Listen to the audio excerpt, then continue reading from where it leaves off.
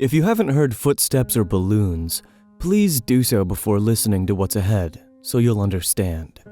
For those of you who have listened to my other stories and asked if there was more and received cryptic answers from me, I want to apologize for being dishonest. I said several times in the comments that nothing really happened after footsteps, but that wasn't true. The events of the following story weren't locked away in the recesses of my mind. I've always remembered them. It wasn't until I remembered balloons and spoke with my mother about the following events that I realized how intertwined this story was with everything else. But I originally hadn't planned on sharing this anyway. My desire to withhold this memory was due mostly to the fact that I don't think I showed good judgment in it. I also wanted consent from another person to tell it, so as to not misrepresent what transpired. I didn't expect there to be a lot of interest in my other stories, so I never thought I'd really get pressed for more details, and I would have been happy to keep this to myself for the rest of my life. I haven't been able to reach the other party, but I would feel disingenuous withholding this story from those who wanted more information, now that I've spoken with my mother and another connecting line has been drawn. What follows is as accurate a recollection as I could manage. I apologize for the length. I spent the summer before my first year of elementary school learning how to climb trees. There was one particular pine tree right outside my house that seemed almost designed for me. It had branches that were so low I could easily grab them without a boost, and for the first couple days after I first learned how to pull myself up, I would just sit on the lowest branch, dangling my feet. The tree was outside our back fence and was easily visible from the kitchen window, which was just above the sink. Before too long, my mother and I developed a routine where I would go play on the tree when she washed the dishes, because she could easily see me while she did other things. As the summer passed, my abilities grew, and before too long I was climbing fairly high. As the tree got taller, its branches not only got thinner, but more widely spaced. I eventually reached a point where I couldn't actually climb any higher, and so the game had to change. I began to concentrate on speed, and in the end I could reach my highest branch in 25 seconds. I got too confident, and one afternoon I tried to step from a branch before I had firmly grasped the next one. I fell about 20 feet and broke my arm really bad in 2 places. My mom was running toward me, yelling, and I remember her sounding like she was underwater. I don't remember what she said, but I do remember being surprised by just how white my bone was. I was going to start kindergarten with a cast and wouldn't even have any friends to sign it. My mom must have felt terrible, because the day before I started school, she brought home a kitten. He was just a baby and was striped with tan and white. As soon as she put him down, he crawled into an empty case of soda that was sitting on the floor. I named him Boxes. Boxes was only an outside cat when he escaped. My mom had him declawed so he wouldn't destroy the furniture. So as a result, we did our best to keep him inside. He'd get out every now and then, and we'd find him somewhere in the backyard chasing some kind of bug or lizard, though he could hardly ever catch one because he had no front claws. He was pretty evasive, but we'd always catch him and carry him back inside. He'd scramble to look back over my shoulder. I told my mom that it was because he was planning his strategy for next time. Once inside, we'd give him some tuna fish, and he came to learn what the sound of the can opener might signal. He'd come running whenever he heard it. This conditioning came in handy later, because toward the end of our time in that house, Boxes would get out much more often, and would run under the house into the crawl space where neither of us wanted to follow, because it was cramped and probably crawling with bugs and rodents. Ingeniously, my mom thought to hook the can opener to an extension cord out back and run it right outside the hole that Boxes had gone through. Eventually, he would emerge with his loud meows, looking excited by the sound, and then horrified at how we could run such a cruel ruse on him. A can opener with no tuna made no sense to Boxes. The last time he escaped to under the house was actually our last day in it. My mom had put the house on the market and we had begun packing our things. We didn't have much, and we stretched the packing out a while, though I had already packed up all my clothes at my mom's request. My mom could tell I was really sad about moving, and wanted the transition to be smooth for me. And I guess she thought that having my clothes in the box would reinforce the idea that we were moving, but things wouldn't change that much. When boxes got out as we were loading some things into the moving van, my mom cursed because she had already packed the can opener and wasn't sure where it was. I pretended to go look for it so I wouldn't have to go into the house, and my mom, probably completely aware of my little scam, moved one of the panels and crawled in. She came out with boxes pretty quickly and seemed pretty unnerved, which made me feel even better about getting out of it. My mom made some phone calls while I packed a little more, and then she came into my room and told me that she had spoken to the realtor and we were going to start moving into the other house that day. She said it like it was excellent news, but I had thought we had more time in the house. She originally said that we weren't moving until the end of the next week, and it was only Tuesday. What's more, we weren't completely finished packing, but my mom said sometimes it was just easier to replace things than pack them and haul them all over the city. I didn't even get to grab the rest of my boxed clothes. I asked if I could call Josh to say bye, but she said that we could just call him from our new house. We left in the moving van. I managed to stay in touch with Josh for years, which is surprising since we no longer went to the same school. Our parents weren't close friends, but they knew that we were, and so they would accommodate our desire to see one another by driving us back and forth for sleepovers, sometimes every weekend. For Christmas one year, our parents even pooled their money and got us some really nice walkie-talkies that were advertised to work across a range that extended past the distance between our houses. They also had batteries that could last for days if the walkie-talkie was on but not used. They would only occasionally work well enough that we could talk across the city, but when we stayed over, we'd use them around the house, talking in mock radio speak that we had taken from movies, and they worked great for that. Thanks to our parents, we were still friends when we were 10. One weekend I was staying over at Josh's, and my mom called me to say goodnight. She was still pretty watchful, even when she couldn't actually watch me. But I had gotten so used to it that I didn't even notice, even if Josh did. She sounded upset. Boxes was missing. This must have been a Saturday night, because I had spent the night at Josh's the previous night and was going to go home the next day because we had school on Monday. Boxes had been missing since Friday afternoon.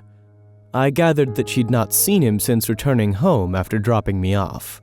She must have decided to tell me he was missing because if he didn't come home before I did, then I would be devastated at not only his absence, but how she could have kept it from me. She told me not to worry. He'll come back. He always does. But Boxes didn't come back. 3 weekends later, I stayed at Josh's again. I was still upset about Boxes, but my mom told me that there had been many times when pets had disappeared from home for weeks, or even months, only to return on their own. She said they always knew where home was and would always try to get back. I was explaining this to Josh when a thought hit me so hard that I interrupted my own sentence to say it aloud. What if Boxes thought of the wrong home? Josh was confused. Huh? He lives with you. He knows where his home is. But he grew up somewhere else, Josh. He was raised in my old house a couple of neighborhoods away. Maybe he still thinks of that place as home, like I do. Oh, I get it now. Well, that'll be great then. I'll tell my dad tomorrow and he'll take us over so we can look. No, he won't, man. My mom said that we couldn't ever go back to that place because the new owners wouldn't want to be bothered. She said that she told your mom and dad the same thing. Josh persisted. Okay then. Well, we can just go out exploring tomorrow and make our way to your old house. No! If we get spotted, your dad will find out and then so will my mom. We have to go there ourselves. We have to go there tonight. It didn't take that much convincing to get Josh on board, since he was usually the one to come up with ideas like this. But we had never snuck out of his house before. It actually turned out to be incredibly easy. The window in his room opened to the backyard, and he had a latched wooden fence that wasn't locked.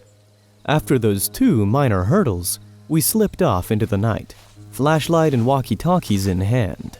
There were 2 ways to get from Josh's house to my old house. We could walk on the street and make all the turns, or go through the woods, which would take about half the time. It would have taken about 2 hours to walk there taking the street, but I suggested that we go that way anyway. I told him it was because I didn't want to get lost. Josh refused, and said that if we were seen, they might recognize him and tell his dad. He threatened to go home if we didn't just take the shortcut, and I accepted it because I didn't want to go by myself. Josh didn't know about the last time I walked through these woods at night. The woods were much less creepy with a friend and a flashlight, and we were making pretty good time.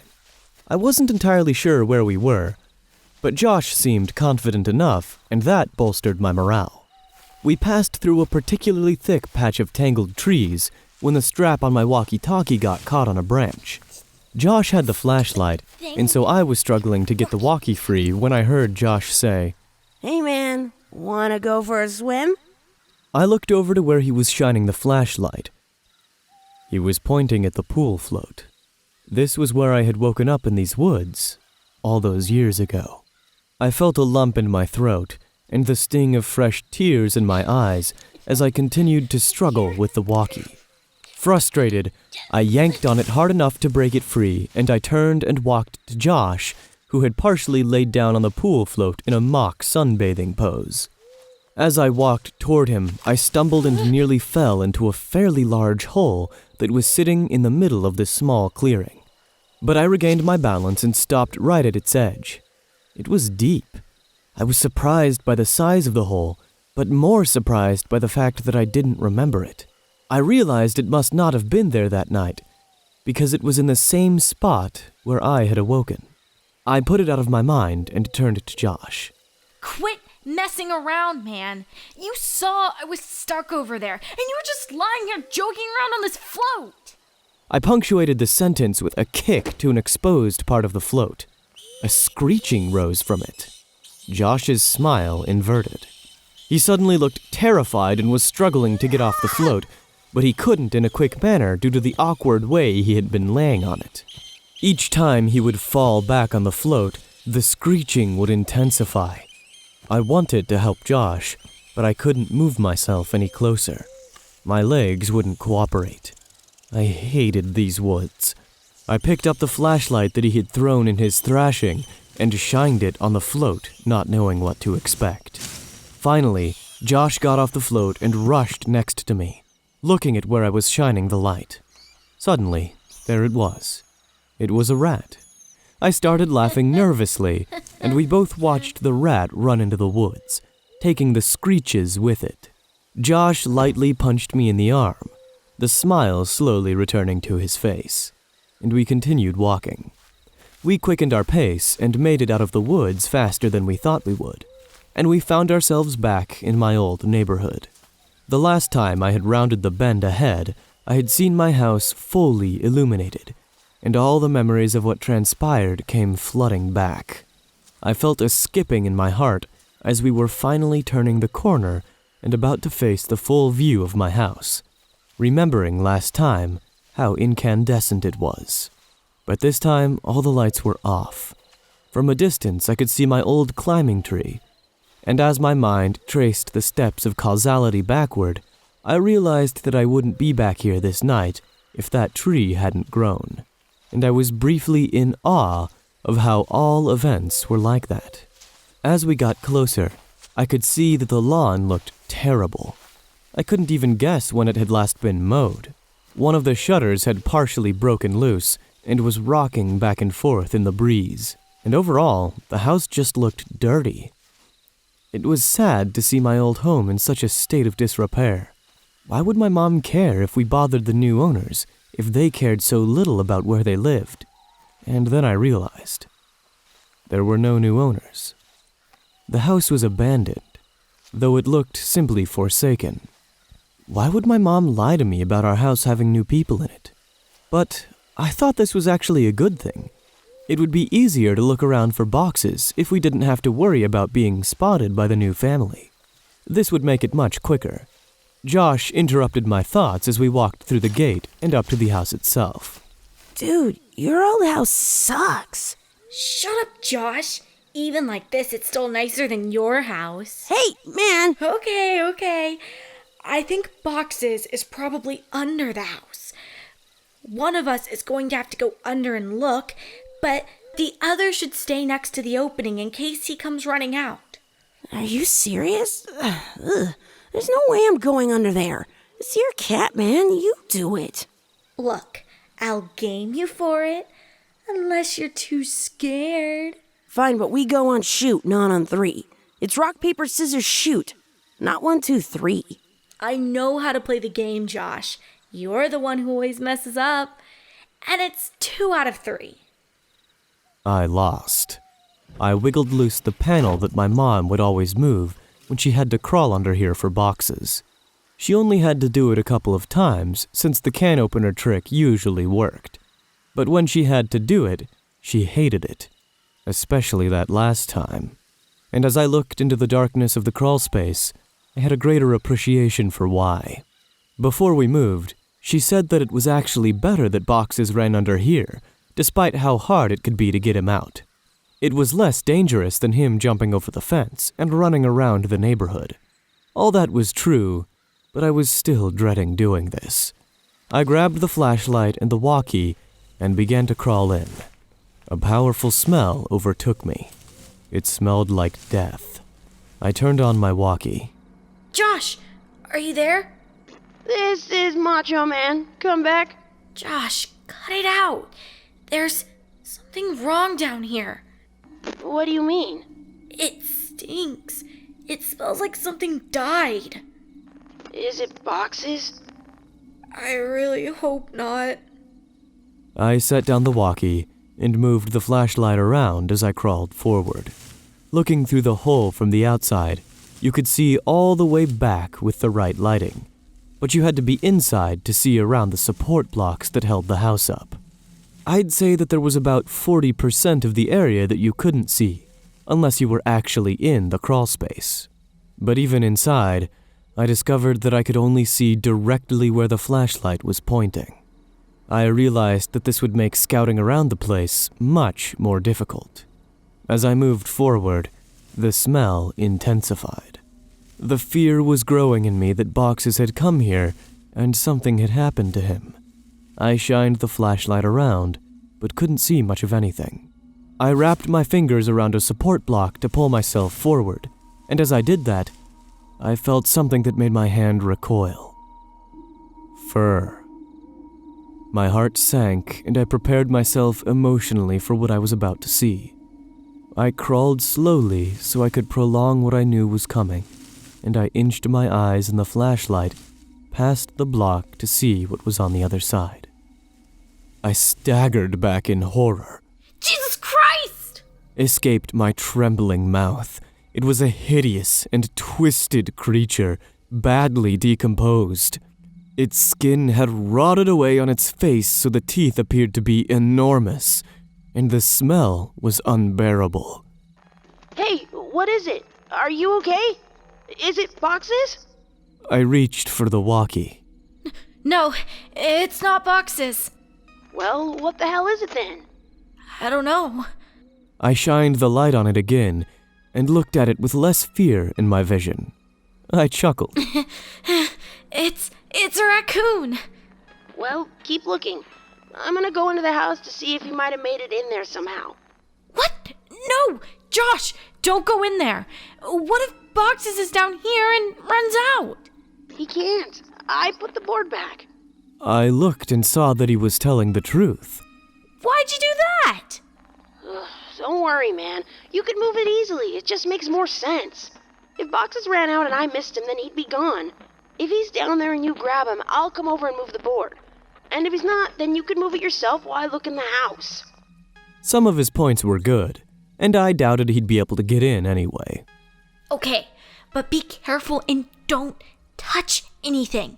There's a bunch of my old clothes still in boxes in my room. You can look in there and see if he crawled into one. And make sure you bring your walkie. Roger that, good buddy. I realized that it would be pitch black in there. The power would have been turned off since no one was paying the bill. With any luck, he'd be able to see from the streetlights that might cast some light inside. Otherwise, I'm not sure what he'd do. Before too long, I heard footsteps right over my head and felt old dirt raining down on me. Josh, is that you? Breaker, this is Macho Man coming back for the Big Tango Foxtrot. The Eagle has landed. What's your 20, Princess Jasmine? Over. Asshole. Macho Man, my 20 is in your bathroom looking at your stash of magazines.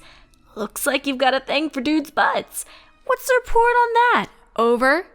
I could hear him laughing without the walkie, and I started laughing too. I heard the footsteps fade away a little. He was on his way to my room. Man, it's dark in here. Hey, are you sure you had boxes of clothes in here? I don't see any. Yeah, there should be a couple of boxes in front of the closet. There aren't any boxes in here. Let me check to see if maybe you put the boxes in the closet before you left. I started thinking that maybe my mom had come back and gotten the clothes and just given them away, because I had outgrown a lot of them. But I remembered leaving the boxes there. I didn't even have time to close the last one up before we left. While I was waiting for Josh to tell me what he found, I kicked out my leg, which had started falling asleep because of the position I was in, and it hit something. I looked back and saw something really strange. It was a blanket, and all around it there were bowls. I crawled a little closer to it. The blanket smelled moldy, and most of the bowls were empty, but one had something that I recognized still in it. Cat food. It was a different kind than we gave to boxes, but I suddenly understood. My mom had set up a little place for boxes to encourage him to come here instead of running around the neighborhood. That made a lot of sense, and it seemed even more likely that boxes would have come back to this place. That's so cool, Mom. I thought. I found your clothes. Oh, cool. Where were the boxes? Like I said, there are no boxes. Your clothes are in the closet. They're hanging up. I felt a chill. This was impossible. I had packed all of my clothes. Even though we weren't supposed to move for another 2 weeks when we left, I remember packing them and thinking it was stupid for me to have to get clothes out of the box and put them back in. I had packed them, but someone had hung them back up. Why though? Josh needed to get out of there. That can't be right, Josh. They're supposed to be in boxes. Stop messing around and just come back outside. No joke, man. I'm looking at them right now. Maybe you just thought you left them? Oh, whoa. Wow. You sure like to look at yourself, don't you? What? What do you mean? Your walls, man. Your walls are covered in Polaroids of yourself. There are like hundreds of them. Would you hire somebody to? Silence. I checked my walkie to see if I had switched it off somehow. It was fine. I could hear footsteps, but couldn't tell exactly where Josh was going. I waited for Josh to finish his sentence, thinking that his finger had just slipped off the button, but he didn't continue. He seemed to be stomping around the house now. I was just about to radio him when he came back. There's somebody in the house. His voice was hushed and broken. I could hear he was on the verge of tears. I wanted to respond, but how loud was his walkie turned up? What if the other person heard it? I said nothing and just waited and listened. What I heard were footsteps. Heavy, dragging footsteps. And then a loud thud. Oh, God. Josh. He had been found. I was sure of it. This person had found him and was hurting him. I broke out in tears. He was my only friend next to boxes. And then I realized, what if Josh told him I was under here? What could I possibly do? As I struggled to compose myself, I thankfully heard Josh's voice through the walkie. He's got something, man. It's a big bag. He just threw it on the floor. And, oh God, man. The bag, I think it just moved. I was paralyzed. I wanted to run home. I wanted to save Josh. I wanted to go for help. I wanted so many things, but I just lay there, frozen. As I lay unable to move, my eyes focused on the corner of the house that was right under my room. I moved my flashlight. My breath hitched at what I saw. Animals. Dozens of them. All of them dead. They lay in piles all around the perimeter of the crawl space. Could boxes be among these corpses? Was this what the cat food was for? Seeing this broke my shock, as I knew I had to get out of there, and I scrambled to the board. I pushed on it, but it wouldn't budge.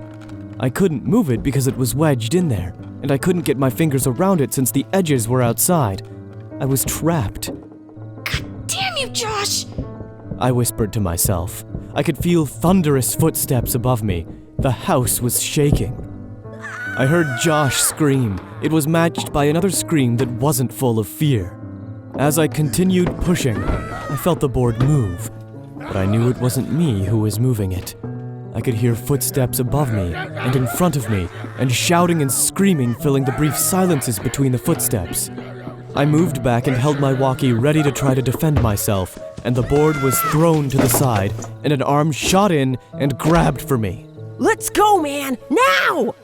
It was Josh. Thank God. I scrambled out of the opening holding the flashlight and the walkie. When we got to the fence, we both jumped it, but Josh's walkie fell. He reached for it, and I told him to forget it. We had to move. Behind us, I could hear yelling, though they weren't words, only sounds, and we, perhaps foolishly, ran for the woods to get back to Josh's quicker and be somewhat harder to follow. The whole way through the woods, Josh kept yelling. My picture! He took my picture! But I knew the man already had Josh's picture, from all those years ago with the ditch. I supposed Josh still thought those mechanical sounds were from a robot. We made it back to Josh's house and back into his room before his parents woke up. I asked him about the big bag and if it really moved, and he said he couldn't be sure. He kept apologizing about dropping the walkie at the house, but obviously that wasn't a big deal. We didn't go to sleep and sat peering out the window, waiting for him. I went home later that day, as it was about 3 a.m. already. I told my mom the basics of this story a couple days ago.